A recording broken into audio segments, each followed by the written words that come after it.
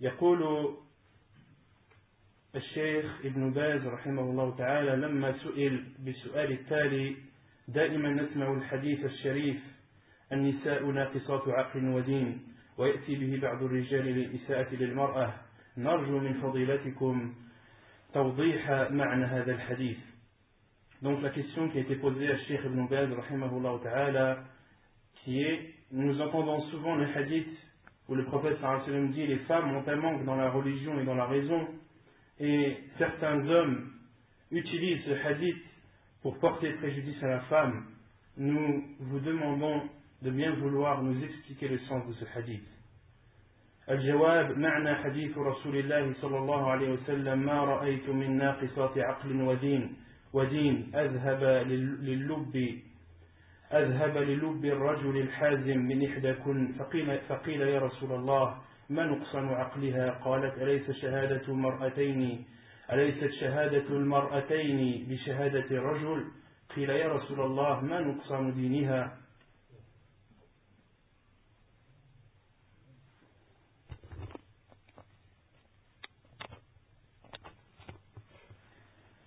قيل يا رسول الله ما نقصان دينها؟ قالت: أليست إذا حاضت لم تصلي ولم تصوم. بين عليه الصلاة والسلام أن نقصان عقلها من جهة ضعف حفظها، وأن شهادتها تجبر بشهادة امرأة أخرى، وذلك لضبط الشهادة بسبب أنها قد تنسى فتزيد في الشهادة أو تنقصها. Donc Cheikh Ibn Baz répond à la question en disant le sens du hadith du prophète sallallahu alayhi wa sallam lorsqu'il dit: je n'ai vu de personnes qui ont un manque de raison et de religion comparable ou capable de faire perdre la raison d'un homme lucide à l'une d'entre vous en parlant aux femmes. Et il a été dit au prophète sallallahu alayhi wa sallam quel est leur manque dans la raison. Le prophète sallallahu alayhi wa sallam a répondu: le témoignage de deux femmes ne vaut-il pas le témoignage d'un homme? Et il a été dit au prophète sallallahu alayhi wa sallam ensuite: et quel est son manque dans la religion? Le prophète alayhi salatu wa sallam a répondu: lorsqu'une femme a ses menstrues, est-ce qu'elle prie ou est-ce qu'elle jeûne? La réponse est non. Le prophète sallallahu alayhi wa sallam, donc Cheikh Ibn Baz continue en disant rahimahullah, le prophète sallallahu alayhi wa sallam a montré que le manque dans la raison est au niveau du témoignage, et que le témoignage d'une femme seule n'est pas accepté, sauf s'il est accompagné du témoignage d'une autre femme, et ceci afin que le témoignage de la femme soit bien compris, car elle peut oublier ou ne pas bien comprendre la chose. كما قال الله سبحانه وتعالى: واستشهدوا شهيدين من رجالكم فإن لم يكونا رجلين فرجل وامرأتان ممن ترضون من الشهداء أن تضل إحداهما فتذكر إحداهما الأخرى. الآية.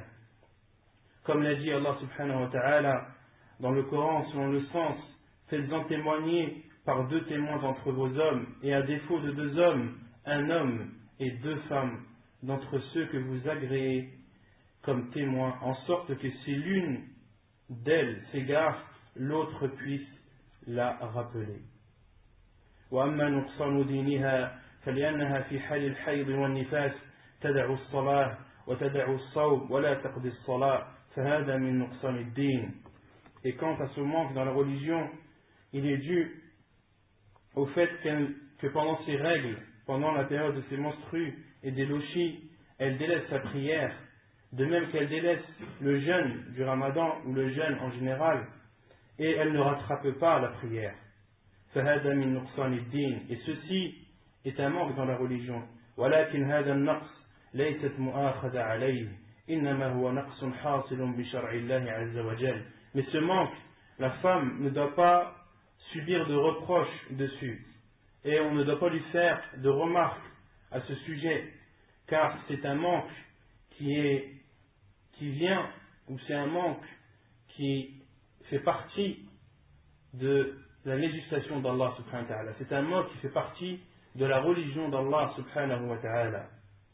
هو الذي شرعه عز وجل رفقا بها وتيسيرا عليها لأنها إذا صامت مع وجود الحيض والنفاس يضرها ذلك.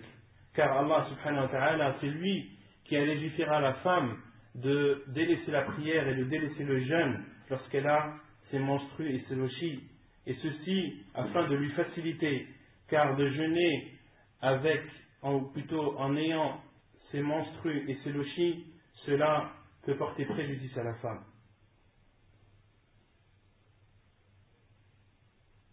فمن رحمة الله شرع لها ترك الصيام وقت الحيض والنفاس والقضاء بعد ذلك.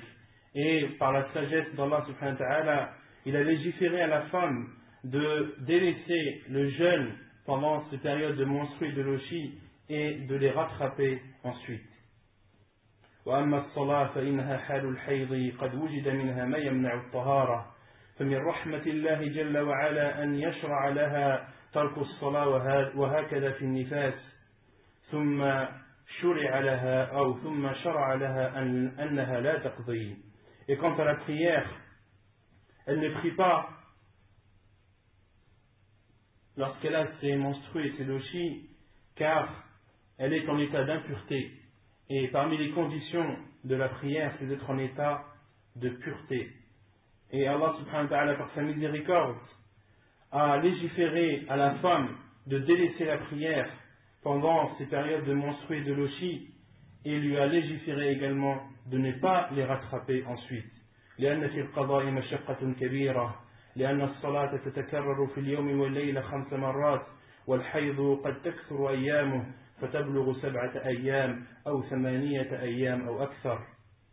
Car dans le rattrapage des prières, il y a une énorme contrainte du fait que les prières sont du nombre de 5 par jour et la période des menstrues peut atteindre 7, 8 ou plus, 7 jours, 8 jours ou plus. والنفاس قد يبلغ 40 يوما فكان من رحمة الله لها وإحسانه إليها أن أسقط عليها الصلاة أداء وقضاء. Et de même que pendant la période des lochis qui peut atteindre 40 jours, Allah subhanahu wa ta'ala a légiféré à la femme de ne pas rattraper les prières. Il lui a à la fois légiféré le fait de ne pas prier pendant ces périodes et également de ne pas les rattraper. ولا يلزم من هذا أن يكون نقص عقلها في كل شيء ونقص دينها في كل شيء. Et cela ne veut dire en aucun cas que la femme a un manque dans la religion dans toute sa religion, ou de même qu'elle a un manque de raison dans toute sa raison. Il est faux de dire cela. وإنما بين الرسول صلى الله عليه وسلم أن نقص عقلها من جهة ما قد يحصل من عدم ضبط الشهادة. Mais le prophète صلى الله عليه وسلم a bien montré que le manque de raison, le manque que la femme a dans la raison, est uniquement en rapport avec le témoignage et le fait qu'elle ne peut pas être sûre de son témoignage et bien apporter.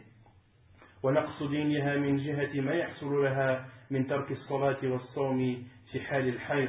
De même que le manque dans la religion est bien spécifique et bien précis, le prophète sallallahu alayhi wa sallam a parlé d'une chose précise.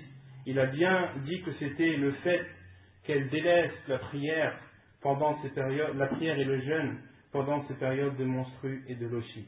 ولا يلزم من هذا أن تكون أيضا دون الرجال في كل شيء وأن الرجل أفضل منها في كل شيء. De même que cela ne signifie pas que la femme est en dessous de l'homme tout le temps dans toute chose, et cela ne signifie pas également que l'homme est au-dessus de la femme ou est meilleur que la femme dans toute chose. نعم جنس الرجل أفضل من جنس النساء في الجملة لأسباب كثيرة. Oui, le genre masculin est meilleur que le genre féminin, et ceci en général pour beaucoup de raisons, comme Allah subhanahu wa ta'ala l'a dit, كما قال الله سبحانه وتعالى الرجال قوامون على النساء بما فضل الله بعضهم على بعض وبما أنفقوا من أموالهم. Les hommes ont autorité sur les femmes en raison des faveurs qu'Allah accorde à ceux-là sur celles-ci. لكن قد تفوته في بعض الأحيان في أشياء كثيرة. Mais la femme peut dépasser l'homme dans certains contextes, dans beaucoup de choses également.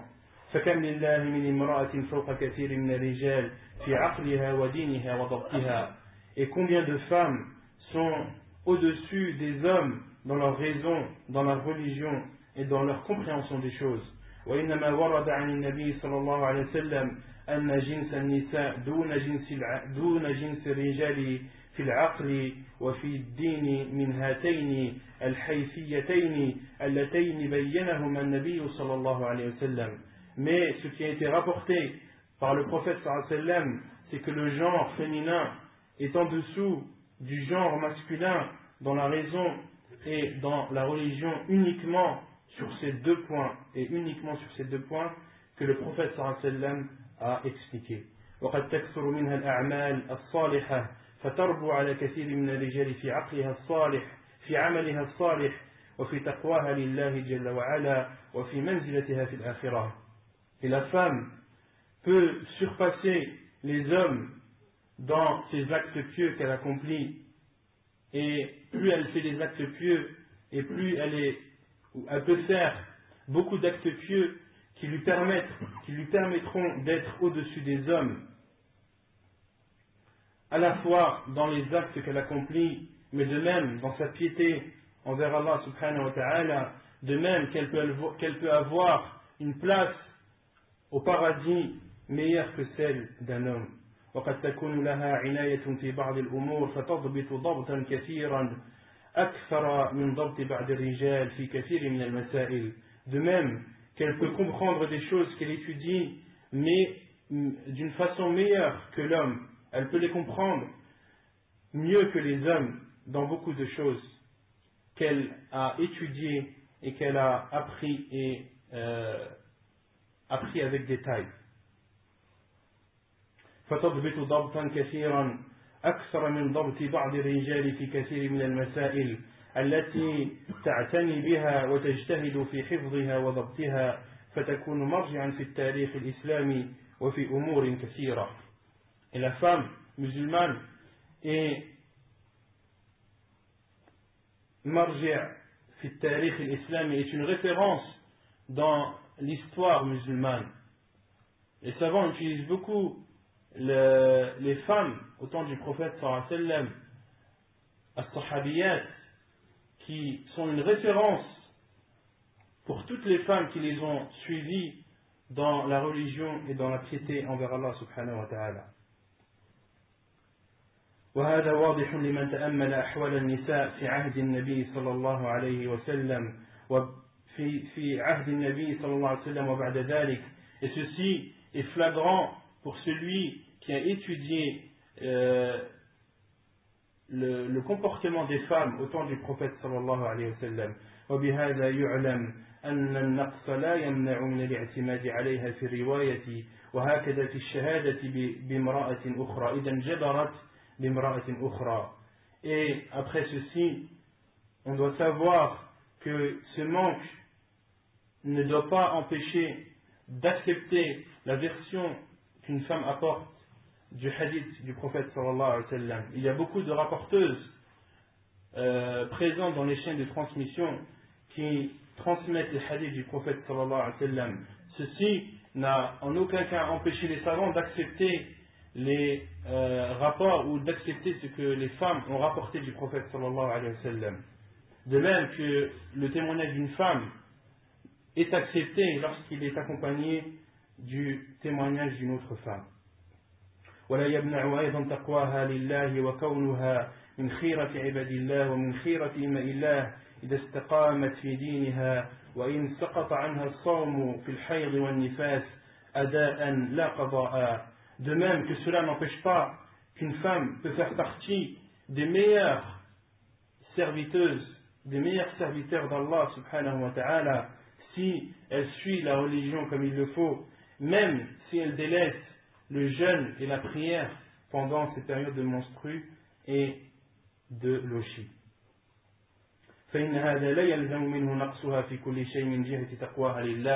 Cela ne signifie en aucun cas qu'elle est en dessous de l'homme dans toute chose,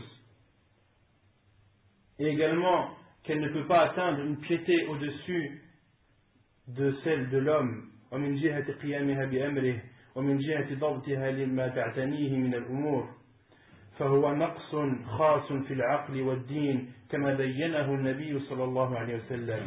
C'est donc un manque bien précis, bien spécifique dans la raison et dans la religion, comme l'a montré le prophète صلى الله عليه وسلم. فلا ينبغي للمؤمن أن يرميها بالنقص في كل شيء.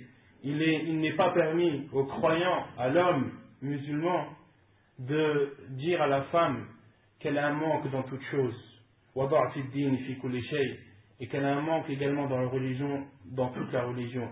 وإنما هو ضعف خاص بدينها وضعف في عقلها فيما يتعلق بضبط الشهادة ونحو ذلك فينبغي إيضاحها وحمل كلام النبي صلى الله عليه وسلم وحمل كلام النبي صلى الله عليه وسلم على خير المحامل وأحسنها.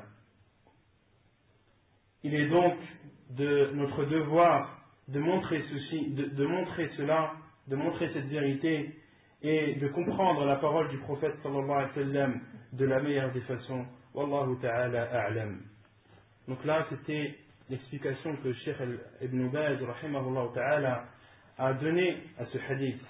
Et j'avais lu également une autre réponse de Cheikh Ibn Baz qui montre l'importance de la femme et la place qu'elle a dans l'islam.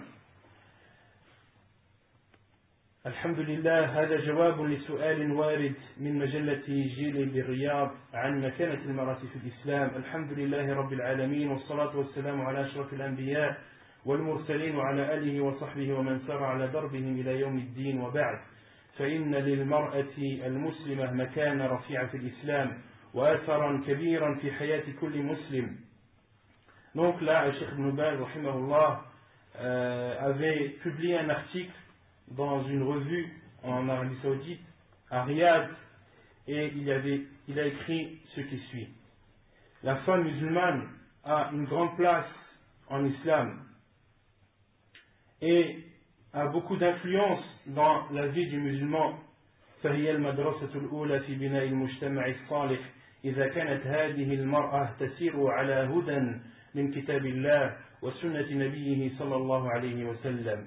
Et la femme est la première école qui construit la société pieuse, une société pieuse, lorsque cette femme, bien sûr, suit le livre d'Allah et la sunna de son prophète sallallahu alayhi wa sallam. لأن التمسك بهما يبعد كل مسلم ومسلمة عن الضلال في كل شيء. Car de s'accrocher au Coran et à la sunna éloigne le musulman et la musulmane de l'égarement dans toute chose. وضلال الأمم وانحرافها لا يحصل إلا بابتعادها عن نهج الله سبحانه وتعالى وما جاء به أنبياؤه ورسله عليهم الصلاة والسلام. Et l'égarement des communautés et leur déviation n'est que la conséquence de leur éloignement de la voie qu'Allah subhanahu wa ta'ala a tracée et également de la voie qu'ont montré ses envoyés, ses prophètes alayhi salatu wassalam, comme nous en a informé notre prophète alayhi salam lorsqu'il dit qala sallallahu alayhi wa sallam taraktu fikum amrayn lan tadillu ma in tamassaktum bihima kitab Allah wa sunnati, comme nous en a informé le prophète sallallahu alayhi wa sallam dans le hadith lorsqu'il dit je vous ai laissé deux choses, vous ne serez jamais égarés tant que vous y serez cramponnés le livre d'Allah et ma sunna. ولقد جاء في القرآن الكريم ما يدل على أهمية المرأة أما وزوجة وأختا وبنتا وما لها من حقوق وما عليها من واجبات وجاء في السنة المطهرة بتفصيل ذلك. Et le Coran rapporte, ou il est rapporté dans le Coran ce qui prouve l'importance de la femme musulmane, de la femme en islam, en tant que mère, qu'épouse, que sœur, que fille, de même que le Coran nous montre les droits et les devoirs qu'a cette femme. والأهمية تكمن فيما يلقى عليها من أعباء وتتحمل من مشاق تفوق في بعضها أعباء الرجال. Et l'importance de la femme, on comprend l'importance de la femme et on en voit l'importance, c'est le fait qu'il lui est accordé, ou plutôt que des charges lourdes et de grandes responsabilités lui sont données. Le fait de donner de grandes responsabilités et de lourdes charges à la femme, ceci prouve la grande place qu'elle a en islam. Et Cheikh dit aussi que la femme supporte des charges qui parfois sont plus lourdes que celles supportées par les hommes. لذلك كان من أهم الواجبات شكر الوالدة وبرها وحسن صحبتها وهي مقدمة في ذلك على الوالد كما قال تعالى ووصينا الإنسان بوالديه حملته أمه وهنا على وهن وفصاله في عامين أن اشكر لي ولوالديك إلي المصير. Et c'est ainsi que parmi les plus grandes obligations qu'Allah subhanahu wa ta'ala nous a ordonné de faire, c'est de remercier nos mères et de bien se comporter envers elles. Elles précèdent même, ou plutôt le respect que l'on doit avoir et le comportement que l'on doit avoir envers nos mères précède celui que l'on doit avoir envers nos pères. Comme l'a dit Allah subhanahu wa ta'ala dans le Coran selon le sens, nous avons commandé à l'homme la bienfaisance envers ses pères et mères. Sa mère l'a porté, subissant pour lui peine sur peine. Son sevrage a lieu à 2 ans. Sois reconnaissant, Allah subhanahu wa ta'ala dit, sois reconnaissant envers moi, ainsi qu'envers tes parents. Vers moi est la destination. وقال تعالى ووصينا الإنسان بوالديه حملته أمه كرها ووضعته كرها وحمله وفصاله 30 شهرا. Et nous avons enjoint à l'homme de la bonté envers ses pères et mères. Sa mère l'a péniblement porté et en a péniblement accouché, et sa gestation, c'est-à-dire sa grossesse, et sevrage, c'est-à-dire sa période d'allaitement, dure 30 mois. Et on avait expliqué la semaine dernière, 30 mois, on avait dit que l'allaitement en islam est de 2 ans. La durée d'allaitement est maximale est de 2 ans. Et lorsqu'on déduit 30 de 24 mois, il reste 6 mois. Et les savants ont expliqué que 6 mois était la période minimale de gestation. C'était la période minimale de grossesse pour qu'un enfant soit constitué. وجاء رجل إلى رسول الله صلى الله عليه وسلم فقال يا رسول الله من أحق الناس بحسن صحابتي قال أمك قال ثم من قال أمك قال ثم من قال أمك قال ثم من قال أبوك ومقتضى ذلك أن يكون للأم 3 أمثال من مال الأب من البر. Et il est rapporté qu'un homme est venu vers le prophète sallallahu alayhi wa sallam. Il lui a dit, ô envoyé d'Allah, quelle est la personne qui mérite le mieux que je me comporte le mieux envers elle? Le prophète sallallahu alayhi wa sallam lui a répondu, ta mère, c'est ta mère. L'homme lui demanda, et ensuite, le prophète alayhi wa sallam lui dit, c'est ta mère. Et l'homme lui demanda encore, et ensuite, le prophète alayhi wa sallam lui a répondu, c'est ta mère. L'homme lui dit encore, et ensuite, il dit, ton père. Et Cheikh Ibn Baz dit que l'on comprend de ce hadith que l'on doit se comporter envers nos mères 3 fois mieux qu'envers nos pères. ولقد كان للوقفة الفريدة التي وقفتها خديجة رضي الله عنها أكبر الأثر في تهدية روع النبي صلى الله عليه وسلم عندما نزل عليه جبريل عليه السلام بالوحي في غار حراء لأول مرة.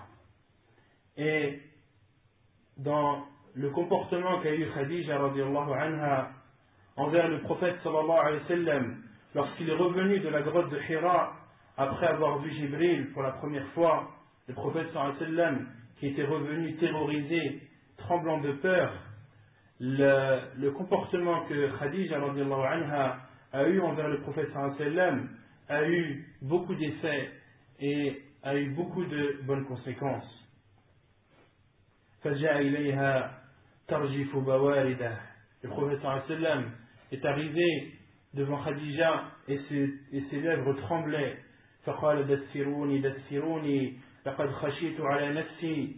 Le prophète sallallahu alayhi wa sallam a dit enveloppez-moi, enveloppez-moi, j'ai peur pour ma personne. فقالت رضي الله عنها أبشر فوالله لا يخزيك الله أبدا إنك لتصل الرحم. Et Khadija radiallahu anha a répondu au prophète sallallahu alayhi wa sallam, je t'annonce la bonne nouvelle, je jure par Allah que Allah subhanahu wa ta'ala ne t'humiliera jamais. إنك لتصل الرحم وتصدق الحديث, car tu noues les liens de parenté et lorsque tu parles ta parole est véridique. وتحمل الكل, et tu supportes celui qui est incapable. وتكسب المعدوم, et tu donnes à celui qui est démuni. وتقري الضيف, et tu te comportes de la meilleure façon avec tes invités. وتعين على نوائب الحق, et tu aides plutôt celui qui est atteint par un malheur. وأيضا لا ننسى أثر عائشة رضي الله عنها حيث أخذ عنها الحديث كبار الصحابة وكثير من النساء الأحكام المتعلقة بهن. De même, n'oublions pas les traces que Aïcha radiallahu anha a laissées lorsque les plus grands compagnons du prophète sallallahu alayhi wa sallam ont pris d'elle la science, de même que les femmes ont pris de Aïcha radiallahu anha la science concernant les choses propres aux femmes. وبالأمس القريب وعلى زمن الإمام محمد بن سعود رحمه الله نصحته زوجته بأن يتقبل دعوة الإمام المجدد محمد بن عبد الوهاب رحمه الله تعالى. Et il n'y a pas si longtemps que ça, à l'époque de l'imam Mohammed ibn Saoud, qu'on avait expliqué la semaine dernière que l'imam Mohammed ibn Saoud était celui qui avait bâti l'Arabie Saoudite, et l'Arabie Saoudite existe depuis à peu près 2 siècles. Et sa femme, la femme de l'imam ibn Saoud, Mohammed ibn Saoud, a conseillé son mari afin qu'il accepte ce que l'imam Mohammed ibn Abdul Wahhab, qui est un grand imam, comme on l'avait dit la semaine dernière également, par son intermédiaire, Allah subhanahu wa ta'ala a purifié la péninsule arabique de toute forme d'associanisme. L'imam Mohammed ibn Abdul Wahhab, qu'Allah lui fasse miséricorde, a appelé à l'adoration d'Allah subhanahu wa ta'ala seul, sans rien lui associer. Et ses livres ont été traduits en beaucoup de langues et sont diffusés dans toute la planète. Parmi ces livres, il y a Kitab al-Tawhid, le livre du Tawhid. Parmi ces livres, il y a Al-Usul al-Thalatha wa Adillatuha, les 3 fondements et leurs preuves. Parmi ces livres également, il y a Kashf al-Shubuhat, le dévoilement des ambiguïtés. Autant de livres que chacun de nous, ou la plupart d'entre nous, ont en leur possession. Et tout ce bien, et entre guillemets, entre parenthèses, c'est de l'imam Mohammed ibn Abdul Wahhab que certains tirent le terme wahhabisme. Lorsqu'ils parlent de wahhabisme, ils parlent de l'imam Mohammed ibn Abdul Wahhab sans le savoir malheureusement. Lorsqu'on leur demande qu'est-ce que le wahhabisme signifie, qu'est-ce que signifie pour vous être wahhabite, ils n'ont aucune explication, à part dire que ce sont des personnes qui sont intégristes, qui ont des idées trop dures, etc. Voilà, c'est la seule réponse qu'ils peuvent donner. Mais lorsqu'on leur demande quelle est l'origine du terme wahhabisme, ils sont incapables de le dire.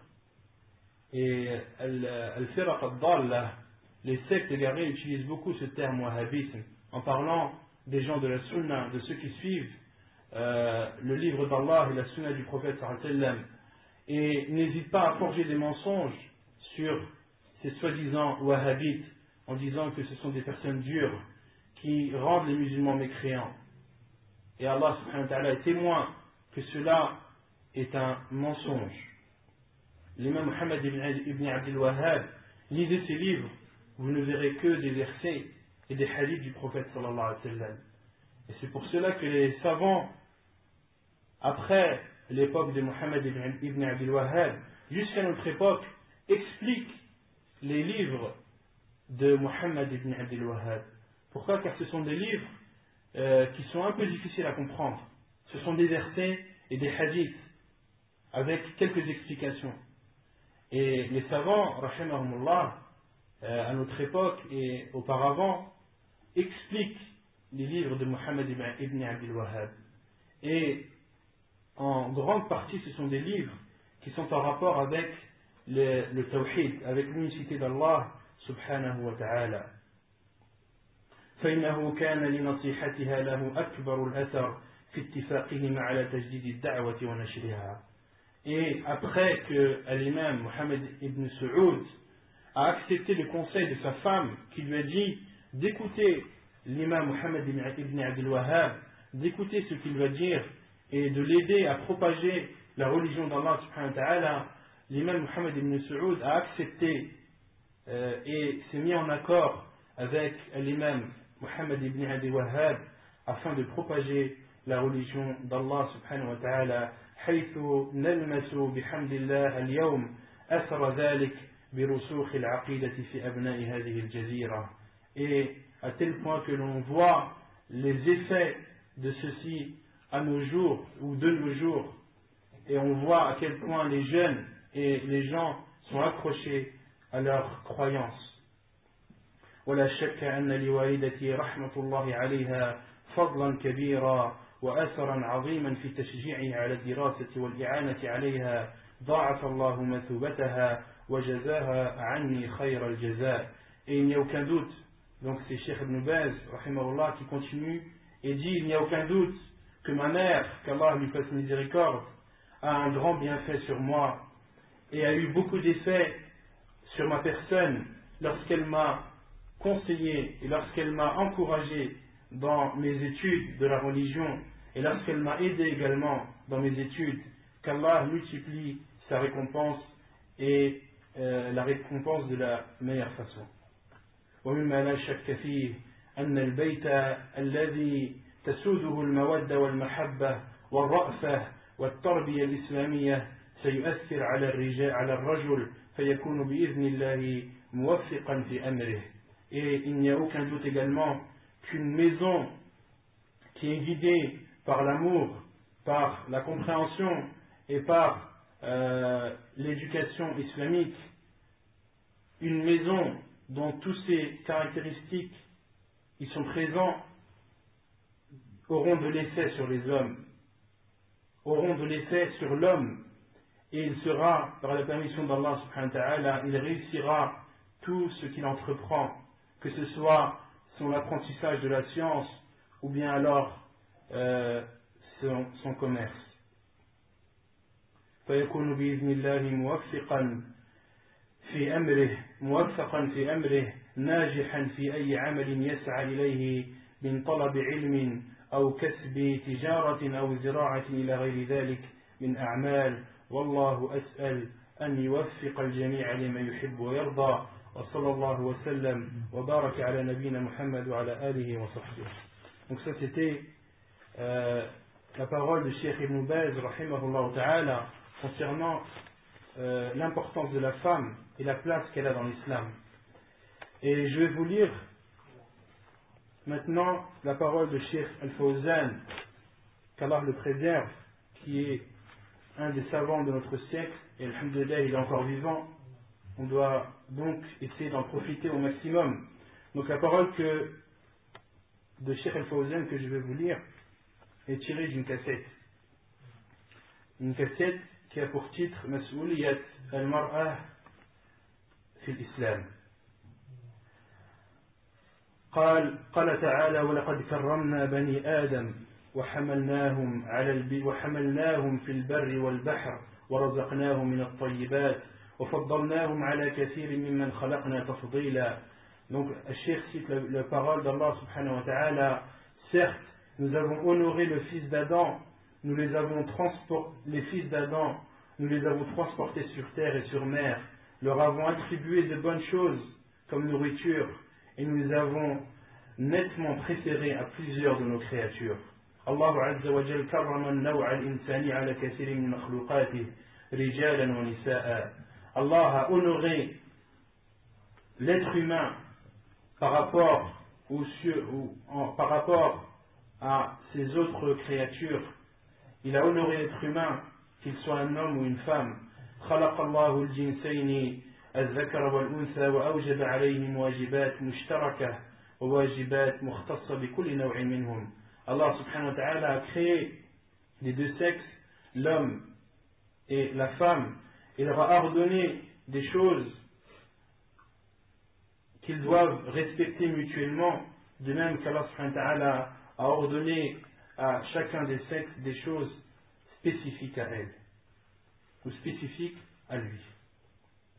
وأما الواجبات المشتركة فأعظمها عبادة الله وحده لا شريك له. Et parmi la plus grande des obligations que se doit d'accomplir à la fois les hommes et les femmes et d'adorer Allah subhanahu wa ta'ala seul sans rien lui associer. قال الله تعالى يا أيها الناس واعبدوا ربكم وقال وما خلقت الجن والإنس إلا ليعبدون وقال وما أمروا إلا ليعبدوا الله مخلصين له الدين. Allah subhanahu wa ta'ala dit dans le Coran selon le sens: ô vous les gens, adorez votre Seigneur. Et il dit aussi subhanahu wa ta'ala: je n'ai créé les djinns et les êtres humains que pour qu'ils m'adorent. Et il dit aussi subhanahu wa ta'ala selon le sens: et ils n'ont été ordonnés que d'adorer Allah et d'être sincères dans leur religion. هذا عام للرجال والنساء. Et ceci englobe à la fois les hommes et les femmes. وكذلك الواجبات الدينية الشعائر الصلوات الزكاة الصوم الحج الصدقات وسائر الطاعات فرائضها ونوافلها فيشترك فيها الرجال والنساء. De même que la prière, le zakat, le jeûne, le hajj et tout ce qui est ordonné par Allah subhanahu wa ta'ala, les hommes et les femmes sont similaires à ce sujet. Allah subhanahu wa ta'ala قال الله تعالى فاستجاب لهم ربهم أني لا أضيع عمل عامل منكم من ذكر أو أنثى من عمل صالح من عمل صالحا وقال تعالى من عمل صالحا من ذكر أو أنثى وهو مؤمن فلنحيينه حياة طيبة ولنجزينهم أجرهم بأحسن ما كانوا يعملون. Allah subhanahu wa ta'ala dit selon le sens: leur Seigneur les a alors exaucés en disant en vérité je ne laisse pas perdre le bien que quiconque parmi vous fait, homme ou femme. Et il dit aussi subhanahu wa ta'ala: quiconque, mâle ou femelle, fait une bonne œuvre tout en étant croyant, nous lui ferons vivre une bonne vie et nous les récompenserons certes en fonction des meilleurs de leur action. فالرجال والنساء سواء في أمر العبادة وفي أمر الواجبات والمستحبات والمحرمات والمكروهات في الجملة هم سواء في الجملة. Et Cheikh Al-Fawzan, qu'Allah le préserve, dit que les hommes et les femmes sont égaux dans ce qui leur a été ordonné comme l'adoration d'Allah subhanahu wa ta'ala ou tout ce qui est obligation et interdiction. Et ceci en général. قد يختلفون في بعض التفاصيل حكمة من الله عز وجل. Ils peuvent avoir des jugements spécifiques et ceci par la sagesse d'Allah subhanahu wa ta'ala. لكن في الجملة هم مكلفون بالواجبات وترك المحرمات وفعل الطاعات واجتناب المعاصي. Mais en général, les hommes et les femmes doivent appliquer ce qui leur a été ordonné de faire et délaisser ce qui leur a été interdit. Donc d'appliquer et de délaisser, les hommes et les femmes sont égaux sur ceci. الرجال والنساء قال تعالى إن المسلمين والمسلمات والمؤمنين والمؤمنات والقانتين والقانتات والصادقين والصادقات والصابرين والصابرات والخاشعين والخاشعات والمتصدقين والمتصدقات والصائمين والصائمات والحافظين فروجهم والحافظات والذاكرين الله كثيرا والذاكرات أعد الله لهم مغفرة وأجرا عظيما.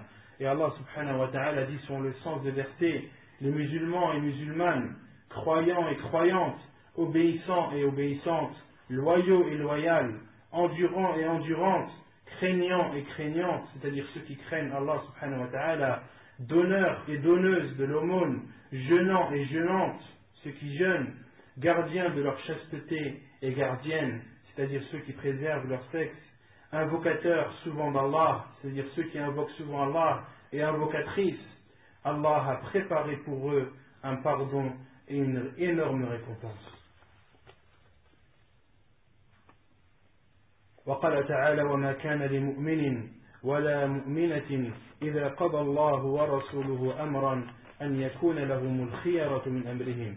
Et Allah subhanahu wa ta'ala dit aussi selon le sens des versets, il n'appartient pas à un croyant ou à une croyante, une fois qu'Allah et son messager ont décidé d'une chose, d'avoir encore le choix dans leur façon d'agir. Donc on voit bien dans ces versets qu'Allah subhanahu wa ta'ala cite les hommes et les femmes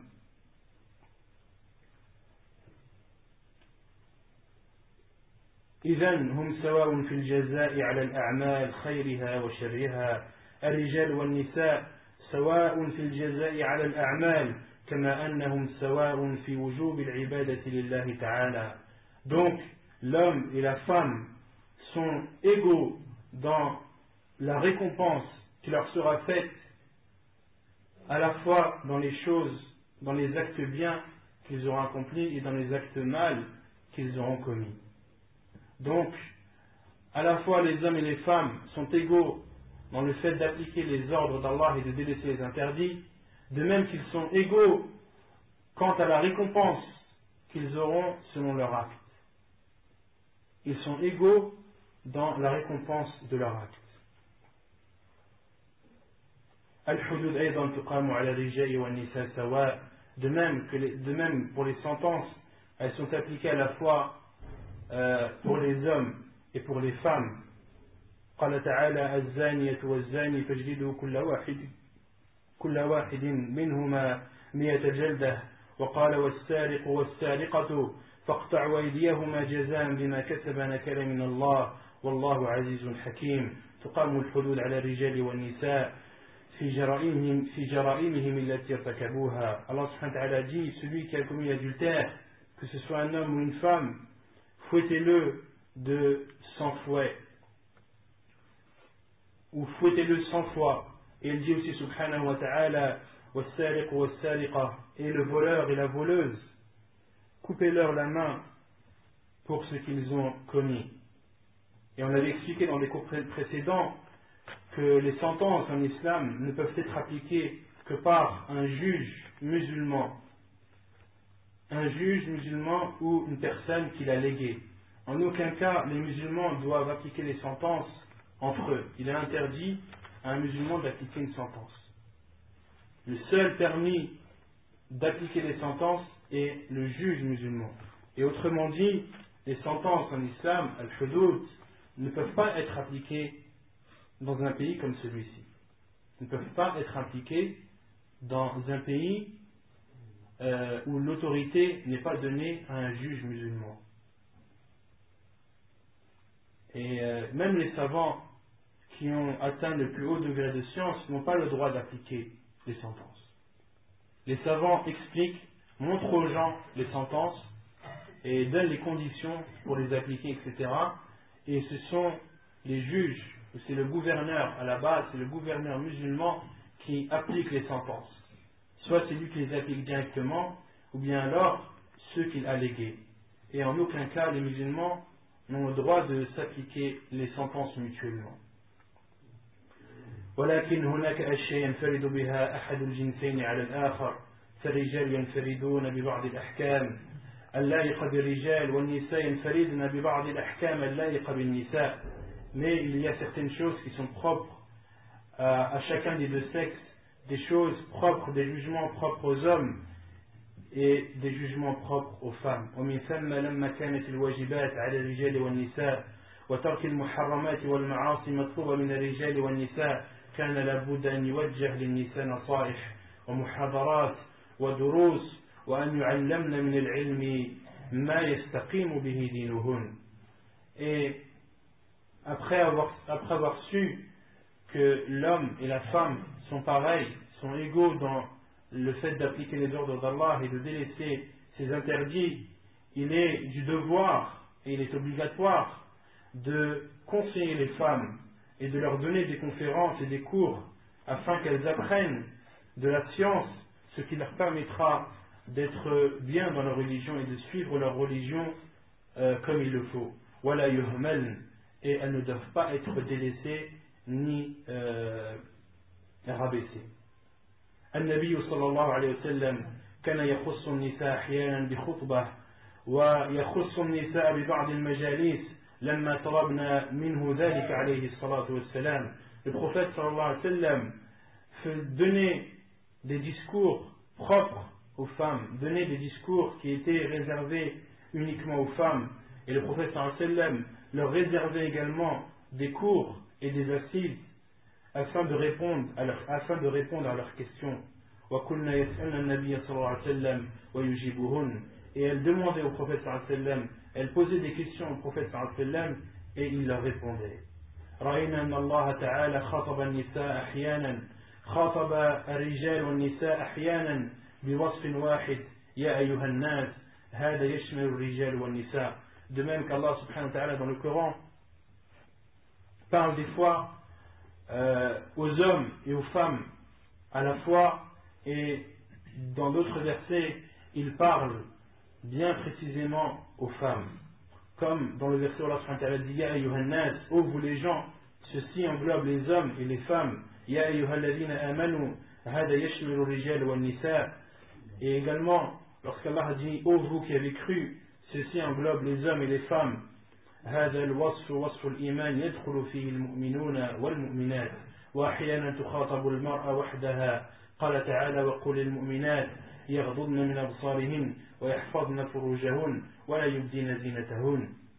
Et de même que des fois dans le Coran Allah subhanahu wa ta'ala parle directement aux femmes, comme dans le verset où Allah subhanahu wa ta'ala dit son sens, et dit, c'est-à-dire dit au Muhammad, dit aux croyantes de baisser leur regard et de préserver leur sexe et de ne pas montrer leur beauté. Et ensuite Allah subhanahu wa ta'ala dans le verset après il dit وَقُلْ لِلْمُؤْمِنِينَ يَغُضُّوا مِنْ أَبْصَارِهِمْ. Et ensuite dans la même sourate Allah subhanahu wa ta'ala dit aux croyants également de baisser leur regard et de préserver leur sexe. ثم إنه وجه النصيحة للجميع وتوبوا إلى الله جميعا أيها المؤمنون لعلكم تفلحون.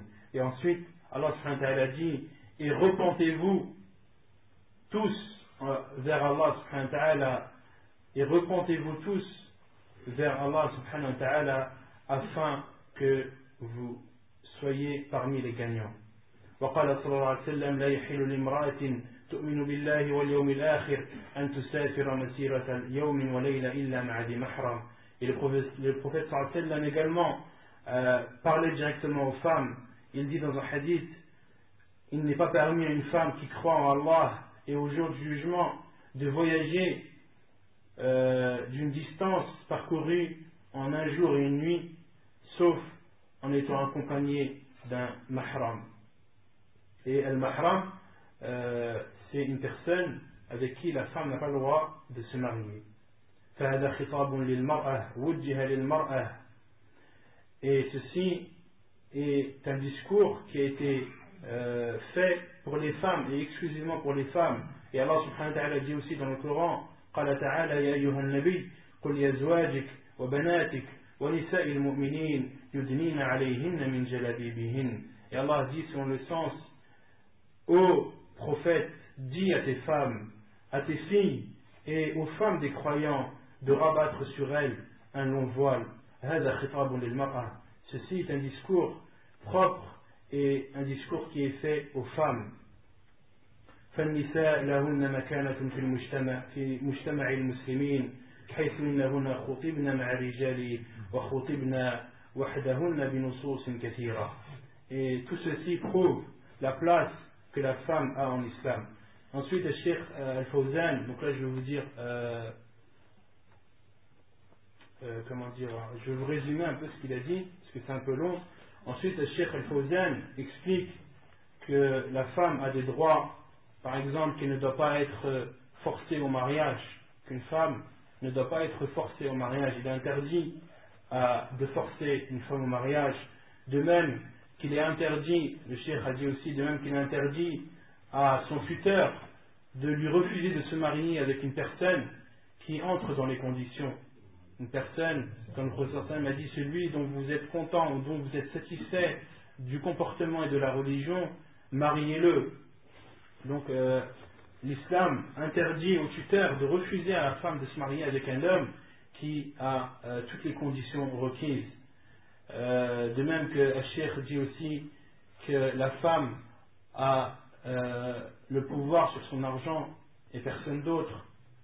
Et ensuite le Cheikh aussi dans la conférence a parlé des femmes dans l'Occident et a dit que c'était une marchandise qui était utilisée, c'était un objet qui était utilisé, un objet utilisé à des fins qui était un objet de désir, un objet d'attraction.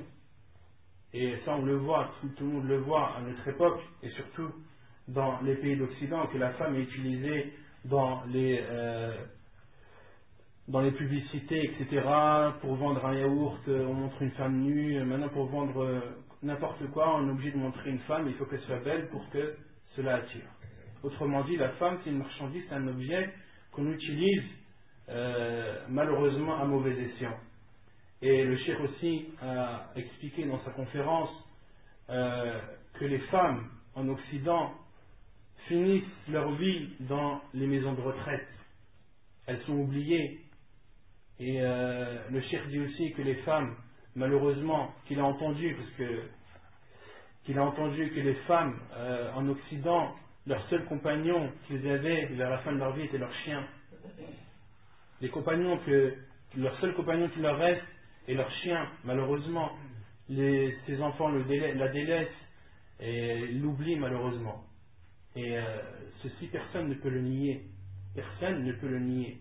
Et en 2003, quand il y a eu la canicule ici en France, vous avez vu le nombre de personnes âgées qui sont décédées.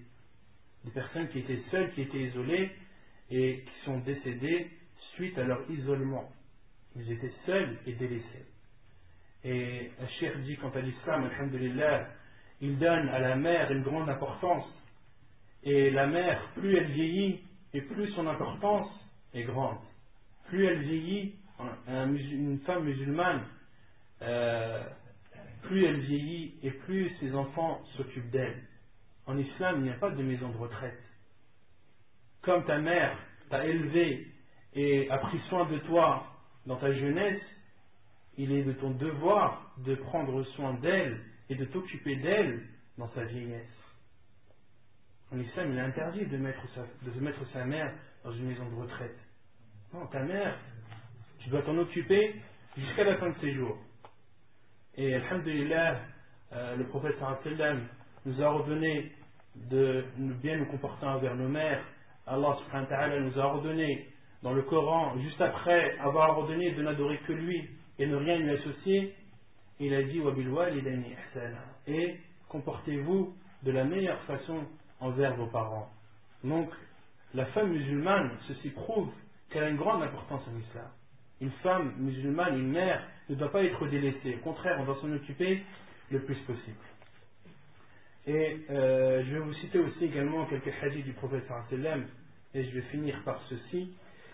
Le prophète sallam قال النبي صلى الله عليه وسلم ولا يكون لأحد ثلاث بنات أو أخوات فيحسن إليهن إلا دخل الجنة. Le prophète sallam dit, si l'un d'entre vous a 3 filles ou a 3 sœurs et se comporte avec elles de la meilleure des façons sans qu'il ne rentre au paradis, Allah subhanahu wa ta'ala le fera rentrer au paradis. Celui qui a 3 sœurs ou 3 filles et qui s'occupe d'elles et qui se comporte avec elles de la meilleure des façons, Allah subhanahu wa ta'ala le fera rentrer au paradis. وهو حديث حسن حسنه الألباني. C'est un hadith jugé bon par Cheikh Al-Albani. Il dit aussi alayhi salatu wassalam أكمل المؤمنين إيمانا أحسنهم خلقا وخياركم خياركم لنسائه. Le prophète alayhi salatu wassalam a dit, le croyant le plus complet, ou le croyant qui a la foi la plus complète, est celui qui a le meilleur comportement. Et le meilleur d'entre vous est celui qui est meilleur avec sa femme. Et le meilleur d'entre vous est celui qui est meilleur avec sa femme. Et dans un autre hadith, le prophète sallallahu alayhi wa sallam dit, وَأَنَا خَيْرُكُمْ لِأَهْلِهِ. Et moi je suis celui qui se comporte le mieux envers ses femmes. Hadith rapporté dans As-Silsila Sahiha de Sheikh Al-Albani. Et le prophète alayhi salatu wassalam dit également, إذا صلت المرأة خمسها وصامت شهرها وحصنت فرجها وأطاعت زوجها قيل لها ادخل الجنة من أي أبواب الجنة شئت. Et le prophète alayhi salatu wassalam dit aussi dans un hadith, si la femme accomplit ces 5, c'est-à-dire ces 5 prières, jeûne son mois, c'est-à-dire le mois du Ramadan, préserve son sexe et obéit à son mari, il lui sera dit le jour du jugement, entre au paradis par la porte que tu désires. Donc après tout ce que je viens de citer, que ce soit la parole des savants ou les versets ou les hadiths du prophète alayhi salatu wassalam, tout ceci nous prouve l'importance de la femme en islam et la grande place qu'elle a. Et tout ceci également répond directement à ceux qui disent soi-disant que la femme musulmane est oppressée, que la femme musulmane est exploitée, que la femme musulmane est triste. Non. Alhamdulillah, Allah subhanahu wa ta'ala nous ordonne dans le Coran, et le prophète alayhi salam, comme je viens de le citer, nous ordonne de nous comporter de la meilleure des façons envers les femmes. Et quant aux femmes qui portent le voile, elles le portent par conviction. Elles le portent pour satisfaire Allah subhanahu wa ta'ala. Elles le portent pour accéder au paradis. En aucun cas elles ne sont oppressées. En aucun cas elles ne sont humiliées. Au contraire, pour elles, c'est une force et c'est une puissance de porter le voile. Pour elles, c'est une fierté de porter le voile. Donc pourquoi dire que le fait qu'une femme porte le voile, cela revient à l'humilier? En aucun